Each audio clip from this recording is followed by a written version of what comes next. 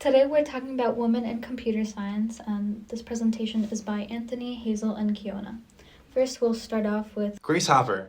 Where do I begin? She's someone who was interested in engineering from a young age. She always loved taking stuff apart, putting it back together, and she stuck with that throughout her life. She attended preparatory school in Jersey and then proceeded to go to Vassar College for her bachelor's and got her master's and PhD from Yale. From there, she went back to Vassar as a professor, but then in 1943, she resigned to join the Marines. She joined the WAVES program, aka Women Accepted for Voluntary Emergency Service. She was commissioned as a lieutenant, junior grade, and she worked on the Bureau of Ordnance, specifically on the computation project. It was a division of the Navy that worked on the Mark I computer, basically one of the first computers that could do crazy long automatic calculations. And all of that happened at Harvard. She coined the word bug, as in, a computer malfunction, and then after World War II, she continued working at Harvard. She joined the Kirk-Mulchy Computer Corporation. She helped make the UNIVAC, the first commercial use household name computer. She invented one of the first computer compilers, and she co-developed COBOL, aka Common Business Oriented Language. She gave over 300 plus lectures on COBOL, and she predicted that one day that computers would be small enough to fit on a desk. She also predicted that non-professional programmers would use them as well. She was right. She eventually was promoted to a commander in 1966. She was assigned Chief of Naval Operations as a director in the Navy Programming Languages Group. She was then promoted 3 times. She was promoted to captain in 1973. The same year, she also was named a Distinguished Fellow of the British Computer Society, the first and only woman to hold that title. Then once again to a Commodore in 1983, and then a Rear Admiral in 1985. In 1987, she was awarded the Defense Distinguished Service Medal, the highest decoration given to those who did not participate in combat. She decided to keep teaching students in her class up until she died on January 1st, 1992. She was buried in Arlington National Cemetery. After all this, was then awarded the Presidential Medal of Freedom about 24 years later. That's the crazy life of Grace Hopper. Katherine Johnson. Since childhood, she's had a keen interest in numbers and mathematics. She's always been interested in learning and science. She graduated from high school at the age of 13 and was one of the first Black students to enter West Virginia State. She's graduated with high honors and took a teaching job at a school in Virginia. Eventually, she left her teaching position to raise her daughters and start a family. In 1952, upon hearing of open positions at NACA, which soon became NASA, her family moved to Newport News to pursue the opportunity, and she became a human computer who is also called West Area Computers, which is a group of Black female mathematicians who worked on problems assigned by engineers. She became one of the first women to receive credit as an author on a research report in 1960, and she also conducted trajectory analysis for Freedom 7 flight in 1961.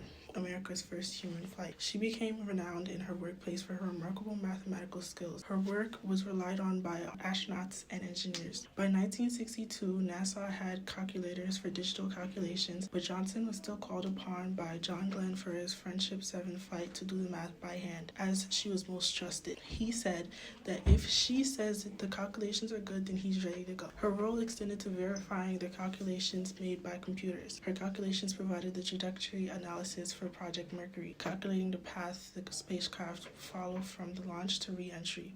Not only did she work on space missions, but she also contributed to many scientific and engineering fields. Her work had an impact on aerospace engineering, influencing design and development and testing of spacecraft. Johnson considered her greatest contribution to be her work on the calculations that helped synchronize Project Apollo's lunar module with the Lunar Orbiting Command and Service module. She also contributed to the Space Shuttle and Earth Resources Technology Satellite and co-authored 26 research reports. Margaret Hamilton. Margaret Hamilton was an influential figure in the history of computer science and software engineering. She took her first steps in her computer science career at MIT. In 1960, Hamilton got a temporary job at MIT with Professor Edward N. Lorenz, where she developed weather prediction software on the LibreScope LGP30 and PDP-1 computer. This was Hamilton's first time working with software, and since there were no computer science classes at the time, all her knowledge about software engineering came from hands-on development. In 1961, Hamilton went on to work at the U.S. SAGE Air Defense System at Lincoln Laboratory, which was an extension of MIT's Project Whirlwind. Project Whirlwind was created to predict weather systems and track their movements through simulators, and the SAGE project was aimed at searching for unfriendly aircrafts through detection of radar signature of aircrafts from electrical noise. Hamilton was one of the first to work on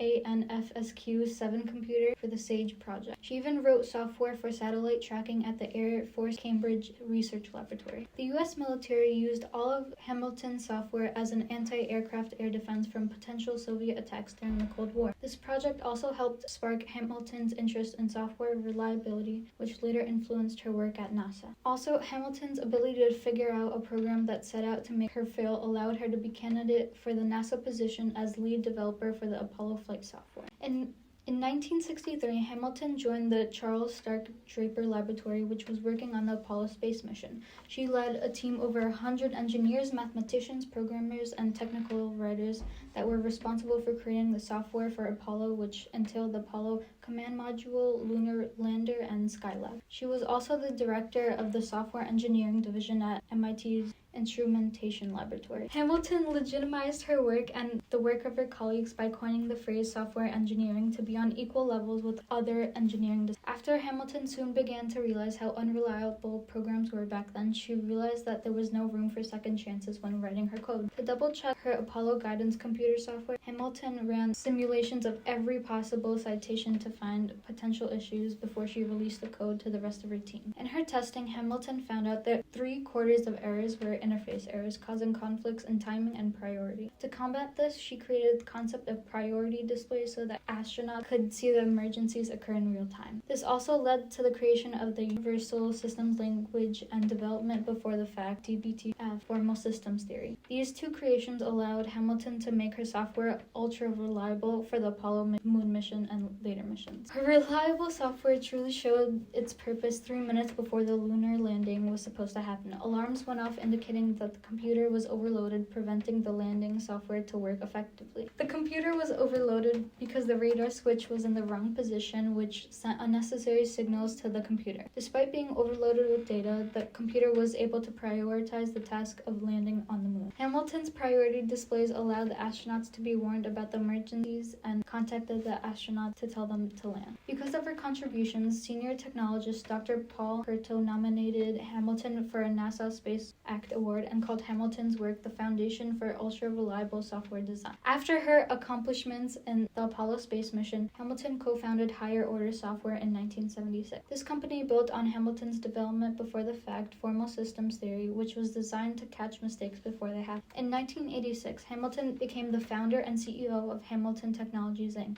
The company developed around her universal systems language and her model of DBTF. Also in 1986, Hamilton was awarded the Augusta Ada Lovelace Award by the Association for Women in Computing. Hamilton was also awarded the NASA Exceptional Space Act Award in 2003 and the Presidential Medal of Freedom Award by Barack Obama in 2016. Even with all these accomplishments, Hamilton has and will continue to make her mark in the field of software engineering. After all, she did coin the term. Even though we talked about these 3 amazing women in computer science, there's so many women in computer science that have so many of their own amazing accomplishments similar to these 3 women that we shouldn't overlook in any day and age. In conclusion, you should seek out and find out more about these amazing women in computer science and see all their amazing accomplishments.